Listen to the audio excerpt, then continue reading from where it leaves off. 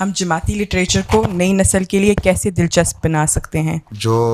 Contemporary issues کے اوپر سوالات ہیں نا، یا ایسے سوال جو زیادہ سے زیادہ بولے جاتے ہیں، سمجھنے کی ضرورت ہوتی ہے، جہاں ایسے مذہبی سوالات جن کی ضرورت ہو، ایسے سوالات جن کی لجنہ اور عورتوں یا لجنہ اثرات سے، لڑکیوں سے تعلق ہے، یہ ایسے سوالات جن کا خدا تعالیٰ کے وجود ایگزسٹنس سے تعلق ہے، ایسے سوالات جن کا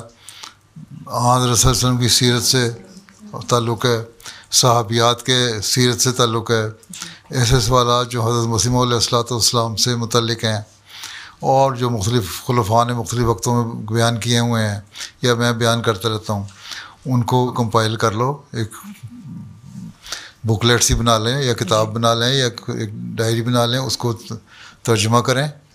اس کو اپنے طور پہ ایک چھوٹی سی ٹیکسٹ بک کے طور پہ پرنٹ کرا لیں، فرینچ میں اور فلیمش میں اس کو ترجمہ کر کے دے دیں۔ ضروری نہیں ہے کہ ساری کتابوں کو دیا جائے،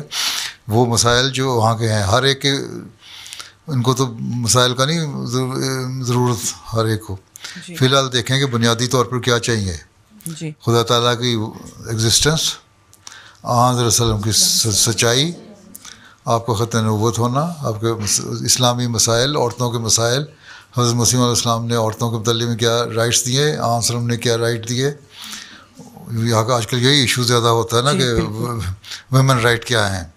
وہ پتہ لگے لڑکیوں کو، لجنہ خاص طور پہ 13-14 سال کی جو ہو جاتی ہیں کہ یہ رائٹس ہیں،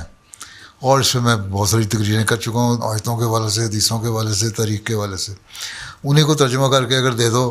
تو کنٹمپریری ایشو اسی میں سے بیان ہو جاتے ہیں۔ خلفاء کی اور باتیں، مسلم عود نے بہت ساری باتیں بیان کی ہیں، ان کو میں کئی دفعہ کوٹ تقریروں میں کر چکا ہوں، یا خود دیکھ لو ان کی کتابوں میں سے،